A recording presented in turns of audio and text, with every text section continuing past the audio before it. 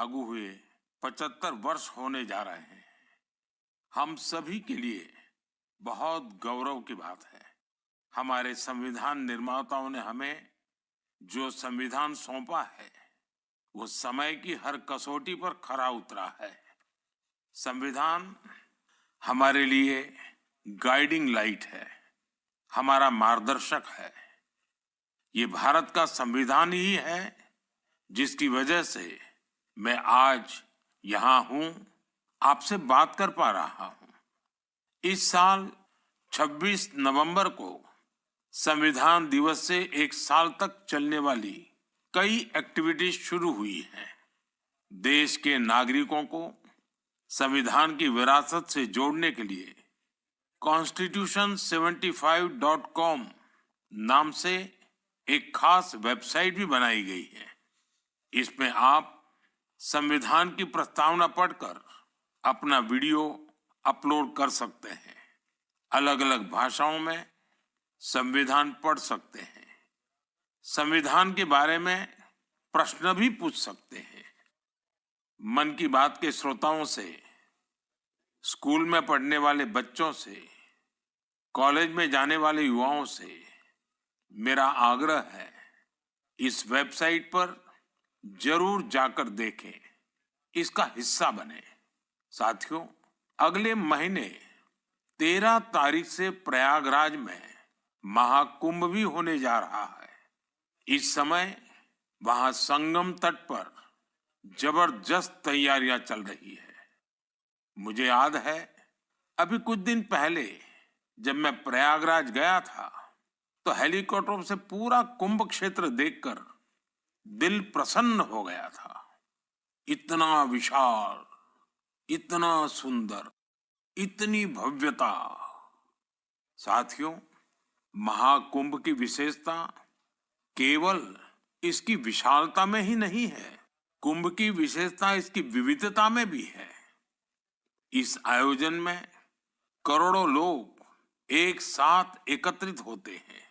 लाखों संत, हजारों परंपराएं, सैकड़ों संप्रदाय, अनेकों अखाड़े, हर कोई इस आयोजन का हिस्सा बनता है। कहीं कोई भेदभाव नहीं दिखता है। कोई बड़ा नहीं होता है, कोई छोटा नहीं होता है। अनेकता में एकता का ऐसा दृश्य विश्व में कहीं और देखने को नहीं मिलेगा। इसलिए हमारा कुंभ एकता का महाकुंभ भी होता है। इस बार का महाकुंभ भी एकता के महाकुंभ के मंत्र को सशक्त करेगा। मैं आप सबसे कहूंगा, जब हम कुंभ में शामिल हो तो एकता के इस संकल्प को अपने साथ लेकर वापस आए। हम समाज में विभाजन और विद्वेष के भाव को नष्ट करने का संकल्प भी लें। अगर कम शब्दों में मुझे कहना है तो मैं कहूंगा, महाकुंभ का संदेश, एक हो पूरा देश। महाकुंभ का संदेश, एक हो पूरा देश। और अगर दूसरे तरीके से कहना है तो मैं कहूंगा, गंगा की अविरल धारा, न बटे समाज हमारा। गंगा की अविरल धारा, न बटे समाज हमारा।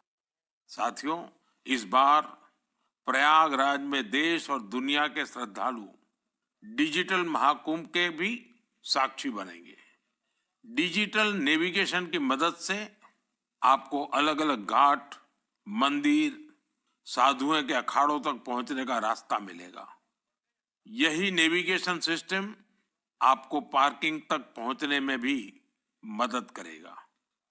पहली बार कुंभ आयोजन में एआई चैटबॉट का प्रयोग होगा।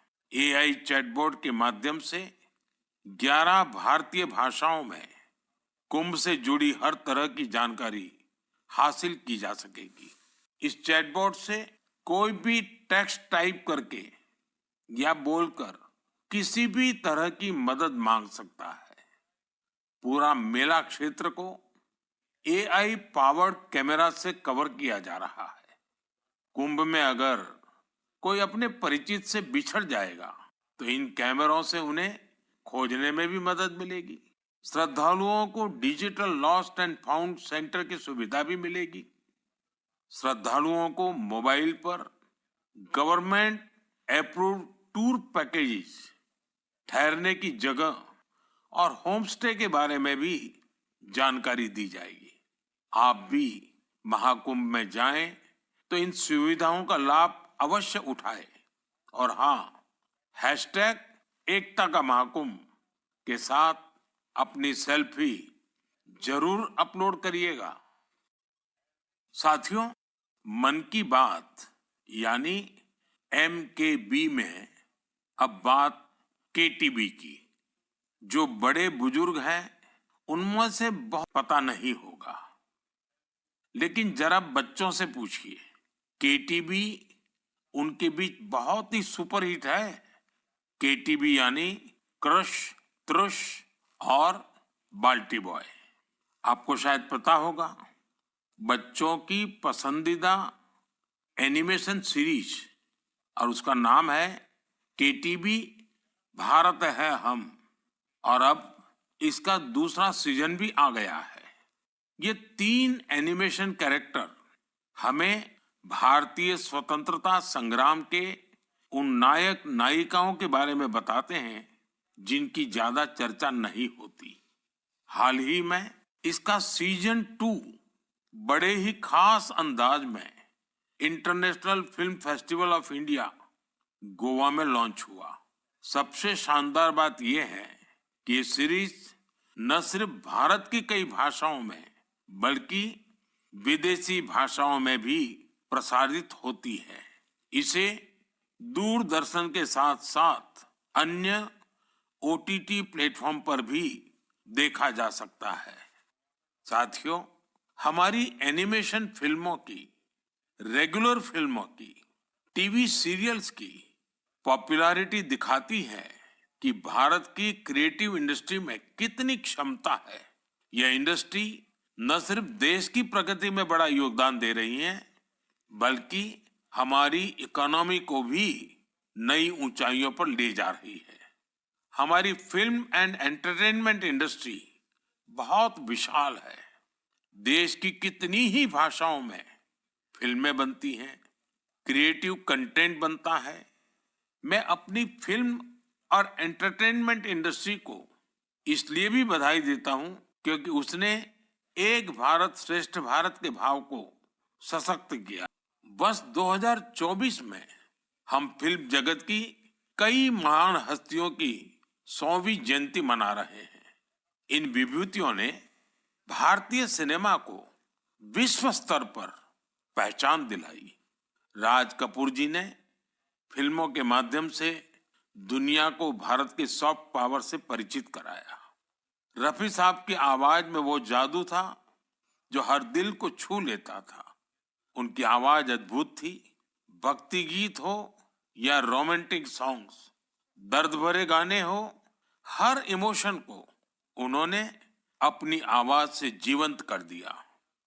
एक कलाकार के रूप में उनकी महानता का अंदाजा इसी से लगाया जा सकता है कि आज भी युवा पीढ़ी उनके गानों को उतनी ही शिद्दत से सुनती है।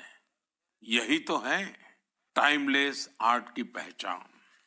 अक्कीनेनी नागेश्वर राव गारू ने तेलुगु सिनेमा को नई ऊंचाइयों तक पहुंचाया है। उनकी फिल्मों ने भारतीय परंपराओं और मूल्यों को बखूबी प्रस्तुत किया।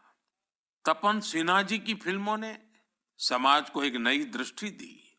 उनकी फिल्मों में सामाजिक चेतना और राष्ट्रीय एकता का संदेश रहता था। हमारी पूरी फिल्म इंडस्ट्री के लिए इन हस्तियों का जीवन प्रेरणा जैसा है। साथियों, मैं आपको एक और खुशखबरी देना चाहता हूं। भारत की क्रिएटिव टैलेंट को दुनिया के सामने रखने का एक बहुत बड़ा अवसर आ रहा है। अगले साल हमारे देश में पहली बार world audio visual entertainment summit यानी वेव समिट का आयोजन होने वाला है। दावोस के बारे में सुना होगा, जहां दुनिया के अर्थ जगत के महारथी जुटते हैं। उसी तरह वेव समिट में दुनिया भर के मीडिया और एंटरटेनमेंट इंडस्ट्री के दिग्गज क्रिएटिव कदम है। मुझे ये बताते हुए गर्व हो रहा है, इस समिट की तैयारी में हमारे देश के यंग क्रिएटर्स भी पूरे जोश से जुड़ रहे हैं। जब हम $5 ट्रिलियन इकोनॉमी की ओर बढ़ रहे हैं, तब हमारी क्रिएटर इकोनॉमी एक नई एनर्जी ला रही है। मैं भारत की पूरी एंटरटेनमेंट और क्रिएटिव इंडस्ट्री से आग्रह करूंगा, चाहे आप यंग क्रिएटर हो या एस्टैब्लिश्ड आर्टिस्ट, बॉलीवुड से जुड़े हो या रीजनल सिनेमा से, टीवी इंडस्ट्री के प्रोफेशनल हो या एनिमेशन के एक्सपर्ट, गेमिंग से जुड़े हो या एंटरटेनमेंट टेक्नोलॉजी के इनोवेटर, आप सभी वेव समिट का हिस्सा बने। मेरे प्यारे देशवासियों, आप सभी जानते हैं कि भारतीय संस्कृति का प्रकाश आज कैसे दुनिया के कोने कोने में फैल रहा है। ये सभी एक दूसरे से मीलों दूर हैं, लेकिन भारत को जानने और हमारी संस्कृति से सीखने की उनकी ललक एक जैसी है। साथियों, पेंटिंग्स का संसार जितना रंगों से भरा होता है, उतना ही खूबसूरत होता है। वे अभी कुछ पेंटिंग्स टीवी पर देख भी सकते हैं। इन पेंटिंग्स में हमारे देवी देवता, नृत्य की कलाएं और महान विभूतियों को देखकर आपको बहुत अच्छा लगेगा। इनमें आपको भारत में पाए जाने वाले जीव जंतुओं से लेकर और भी बहुत कुछ देखने को मिलेगा।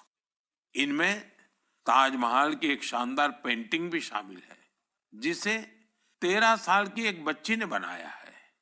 आपको ये जानकर हैरानी होगी कि इस दिव्यांग बच्ची ने अपने मुंह से इस पेंटिंग को तैयार किया है। सबसे दिलचस्प बात यह है कि इन पेंटिंग्स को बनाने वाले भारत के नहीं, बल्कि इजिप्ट के स्टूडेंट्स हैं, वहां के विद्यार्थी हैं। कुछ ही हफ्ते पहले इजिप्ट के करीब 23,000 स्टूडेंट्स ने एक पेंटिंग प्रतियोगिता में हिस्सा लिया था।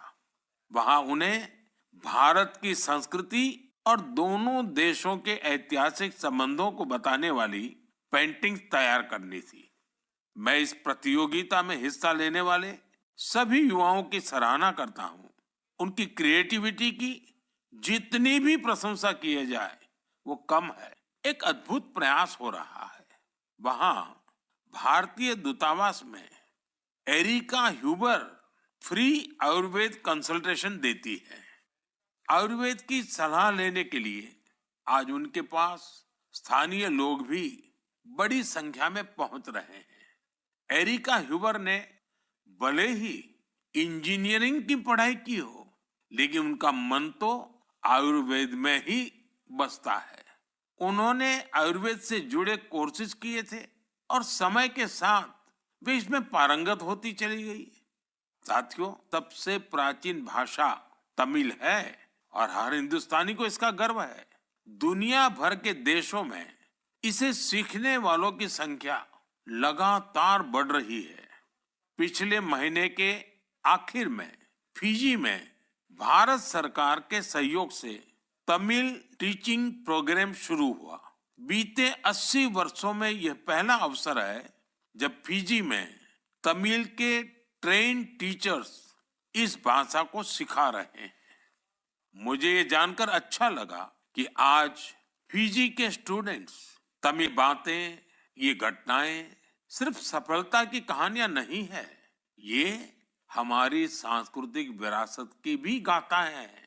ये उदाहरण आर्ट से आयुर्वेद तक और लैंग्वेज से लेकर म्यूजिक तक भारत में इतना कुछ है जो दुनिया में छा रहा है। खेल और फिटनेस को लेकर कई एक्टिविटीज हो रही हैं। मुझे खुशी है, मैं स्कीइंग से लेकर गुजरात में पतंगबाजी तक हर तरफ खेल का उत्साह देखने को मिल रहा है। संडे ऑन साइकिल और साइकिलिंग ट्यूसडे जैसे अभियानों से साइकिलिंग को बढ़ावा मिल रहा है। साथियों, अब मैं आपको एक ऐसी अनोखी बात बताना चाहता हूं जो हमारे देश में आ रहे बदलाव और युवा साथियों के जोश और जज्बे का प्रतीक। एक अनूठा ओलंपिक शुरू हुआ है। जी हाँ, पहली बार हुए बस्तर ओलंपिक से बस्तर में एक नई क्रांति जन्म ले रही है। मेरे लिए ये बहुत ही खुशी की बात है कि बस्तर ओलंपिक का सपना साकार हुआ है। आपको भी ये जानकर अच्छा लगेगा कि यह उस क्षेत्र में हो रहा है जो कभी माओवादी हिंसा का गवाह रहा है। बस्तर ओलंपिक का शुभंकर है वन भैंसा और पहाड़ी मैना। इसमें बस्तर की समृद्ध संस्कृति की झलक दिखती है। इस बस्तर खेल महाकुंभ का मूल मंत्र है करसायता बस्तर, बरसायता बस्तर, यानी खेलेगा बस्तर, जीतेगा बस्तर। पहली ही बार में बस्तर ओलंपिक में 7 जिलों के 1,65,000 खिलाड़ियों ने भाग लिया है। यह सिर्फ एक आंकड़ा नहीं है, यह हमारे युवाओं के संकल्प की गौरव गाथा है। Badminton, football, hockey, weightlifting, karate, kabaddi, kho kho और वॉलीबॉल, हर खेल में हमारे युवाओं ने अपनी प्रतिभा का परचम लहराया है। कारी कशवाली कारी जी ने तीरंदाजी में रजत पदक जीता है। वे कहती है बस्तर ओलंपिक ने हमें सिर्फ खेल का मैदान ही नहीं, जीवन में आगे बढ़ने का अवसर दिया है। सुकमा की पायल कवासी जी की बात भी कम प्रेरणादायक नहीं है। जेवलिन थ्रो में स्वर्ण पदक जीतने वाली पायल जी कहती हैं ही है सुकमा के दोरनापाल के पुनेम था है। एक समय नक्सली प्रभाव में आए पुनेम जी आज व्हील चेयर पर दौड़कर मेडल जीत रहे हैं। उनका साहस और हौसला हर किसी के लिए प्रेरणा है। कोंडा गांव के तीरंदाज रंजू सौरी जी को बस्तर यूथ आइकॉन चुना गया है। उनका मानना है बस्तर ओलंपिक दूर दराज के युवाओं को राष्ट्रीय मंच तक पहुंचाने का अवसर दे रहा है। साथियों, बस्तर ओलंपिक केवल एक खेल आयोजन नहीं है, यह एक ऐसा मंच है जहां विकास और खेल का संगम हो रहा है, जहां हमारे युवा अपनी प्रतिभा को निखार रहे हैं और एक नए भारत का निर्माण कर रहे हैं। मैं आप सभी से आग्रह करता हूं, अपने क्षेत्र में ऐसे खेल आयोजनों को प्रोत्साहित करें। हैशटैग खेलेगा भारत जीतेगा भारत के साथ अपने क्षेत्र की खेल प्रतिभाओं की कहानियां साझा करें।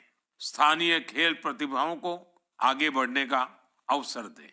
याद रखिए, खेल से न केवल शारीरिक विकास होता है, बल्कि ये स्पोर्ट्समैन स्पिरिट से समाज को जोड़ने का भी एक सशक्त माध्यम है। तो खूब खेलिए, खूब खेलिए। बड़ी उपलब्धियां आज विश्व का ध्यान आकर्षित कर रही है। इन्हें सुनकर आपको भी गर्व महसूस होगा। ये दोनों सफलताएं स्वास्थ्य के क्षेत्र में मिली है। पहली उपलब्धि मिली है मलेरिया से लड़ाई में। मलेरिया की बीमारी 4000 वर्षों से मानवता के लिए एक बड़ी चुनौती रही है। आजादी के समय भी यह हमारी सबसे बड़ी स्वास्थ्य चुनौतियों में से एक थी। 1 महीने से लेकर 5 साल तक के बच्चों की जान लेने वाली सभी संक्रामक बीमारियों में मलेरिया का तीसरा स्थान है। आज मैं संतोष से कह सकता हूं कि देशवासियों ने मिलकर इस चुनौती का दृढ़ता से मुकाबला किया है। विश्व स्वास्थ्य संगठन WHO की रिपोर्ट कहती है भारत में 2015 से 2023 के बीच मलेरिया के मामलों और इससे होने वाली मौतों में 80% की कमी आई है। यह कोई छोटी उपलब्धि नहीं है। सबसे सुखद बात यह है, यह सफलता जन जन की भागीदारी से मिली है। भारत के कोने कोने में जोरहाट के चाय बागानों में मलेरिया 4 साल पहले तक लोगों की चिंता की एक बड़ी वजह बना हुआ था। लेकिन जब इसके उन्मूलन के लिए चाय बागान में रहने वाले एकजुट हुए, तो इसमें काफी हद तक सफलता मिलने लगी। अपने इस प्रयास में उन्होंने टेक्नोलॉजी के साथ साथ सोशल मीडिया का भी भरपूर इस्तेमाल किया है। इसी तरह हरियाणा के कुरुक्षेत्र जिले ने मलेरिया पर नियंत्रण के लिए बड़ा अच्छा मॉडल पेश किया। यहाँ मलेरिया की मॉनिटरिंग के लिए जन भागीदारी काफी सफल रही है। नुक्कड़ नाटक और रेडियो के जरिए ऐसे संदेशों पर जोर दिया गया जिससे मच्छरों की ब्रीडिंग कम करने में काफी मदद मिली है। देश भर में ऐसे प्रयासों से ही हम मलेरिया के खिलाफ जंग को और तेजी से आगे बढ़ा पाए हैं। साथियों, अपनी जागरूकता और संकल्प शक्ति से हम क्या कुछ हासिल कर सकते हैं, इसका दूसरा उदाहरण है कैंसर से लड़ाई। दुनिया के मशहूर मेडिकल जर्नल लैंसेट की स्टडी वाकई बहुत उम्मीद बढ़ाने वाली है। इस जर्नल के मुताबिक अब भारत में समय पर कैंसर का इलाज शुरू होने की संभावना काफी बढ़ गई है। समय पर इलाज का मतलब है कैंसर मरीज का ट्रीटमेंट 30 दिनों के भीतर ही शुरू हो जाना। और इसमें बड़ी भूमिका निभाई है आयुष्मान भारत योजना ने। इस योजना की वजह से कैंसर के 90% मरीज समय पर अपना इलाज शुरू करा पाए हैं। ऐसा इसलिए हुआ है क्योंकि पहले पैसे के अभाव में गरीब मरीज कैंसर की जांच में, उसके इलाज से कतराते थे। अब आयुष्मान भारत योजना उनके लिए बड़ा संबल बनी है। अब वो आगे बढ़कर अपना इलाज कराने के लिए आ रहे हैं। आयुष्मान भारत योजना ने कैंसर के इलाज में आने वाली पैसों की परेशानी को काफी हद तक कम किया है। अच्छा ये भी है कि आज समय पर कैंसर के इलाज को लेकर लोग पहले से कहीं अधिक जागरूक हुए हैं। यह उपलब्धि जितनी हमारे हेल्थ केयर सिस्टम की है, डॉक्टरों, नर्सों और टेक्निकल स्टाफ की है, उतनी ही आप सभी मेरे नागरिक भाई बहनों की भी है। सबके प्रयास से कैंसर को हराने का संकल्प और मजबूत हुआ है। इस सफलता ने जागरूकता फैलाने में अपना अहम योगदान दिया है। कैंसर से मुकाबले के लिए एक ही मंत्र है, अवेयरनेस, एक्शन और एश्योरेंस। अवेयरनेस यानी कैंसर और इसके लक्षणों के प्रति जागरूकता, एक्शन यानी समय पर जांच और इलाज, एश्योरेंस यानी मरीजों के लिए हर मदद उपलब्ध होने का विश्वास। आइए हम सब मिलकर कैंसर के खिलाफ इस लड़ाई को तेजी से आगे ले जाएं और ज्यादा से ज्यादा मरीजों की मदद करें। मेरे प्यारे देशवासी, कालाहंडी के एक ऐसे प्रयास की बात बताना चाहता हूं जो कम पानी रहा है। यह है काला हांडी की सब्जी क्रांति। जहां कभी किसान पलायन करने को मजबूर थे, वहीं आज काला हांडी का गोला मुंडा ब्लॉक एक वेजिटेबल हब बन गया है। यह परिवर्तन कैसे आया? इसकी शुरुआत सिर्फ 10 किसानों के एक छोटे से समूह से हुई। इस समूह ने मिलकर एक एफपीओ किसान उत्पाद संघ की स्थापना की, खेती में आधुनिक तकनीक का इस्तेमाल शुरू किया और आज उनका ये एफपीओ करोड़ों का कारोबार कर रहा है। आज 200 से अधिक किसान इस एफपीओ से जुड़े हैं, जिनमें 45 महिला किसान भी हैं। ये लोग मिलकर 200 एकड़ में टमाटर की खेती कर रहे हैं, 150 एकड़ में करेले का उत्पादन कर रहे हैं, अब इस एफपीओ का सालाना टर्नओवर भी बढ़कर 1.5 करोड़ से ज्यादा हो गया है। आज काला हांडी की सब्जियां न केवल ओडिशा के विभिन्न जिलों में बल्कि दूसरे राज्यों में भी पहुंच रही है और वहां का किसान अब आलू और प्याज की खेती की नई तकनीकें सीख रहा है। साथियों, काला हांडी की यह सफलता हमें सिखाती है कि संकल्प शक्ति और सामूहिक प्रयास से क्या नहीं किया जा सकता। मैं आप सभी से आग्रह करता हूं, अपने क्षेत्र में एफपीओ को प्रोत्साहित करें, किसान उत्पादक संगठनों से जुड़े और उन्हें मजबूत बनाएं। याद रखिए, छोटी शुरुआत से भी बड़े परिवर्तन संभव है।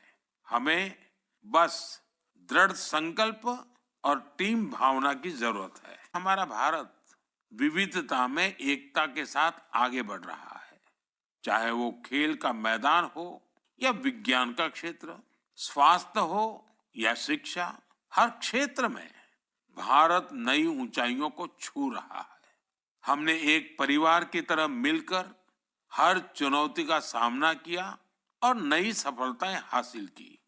2014 से शुरू हुए मन की बात के 116 एपिसोड में मैंने देखा है कि मन की बात देश की सामूहिक शक्ति का एक जीवंत दस्तावेज बन गया है। आप सभी ने इस कार्यक्रम को अपनाया, अपना बनाया। हर महीने आपने अपने विचारों और प्रयासों को साझा किया। कभी किसी यंग इनोवेटर प्रभावित किया, तो कभी किसी बेटी की अचीवमेंट ने गौरवान्वित किया। यह आप सभी की भागीदारी है जो देश के कोने कोने से पॉजिटिव एनर्जी को एक साथ लाती है। मन की बात इसी पॉजिटिव एनर्जी के दस्तक दे रहा है।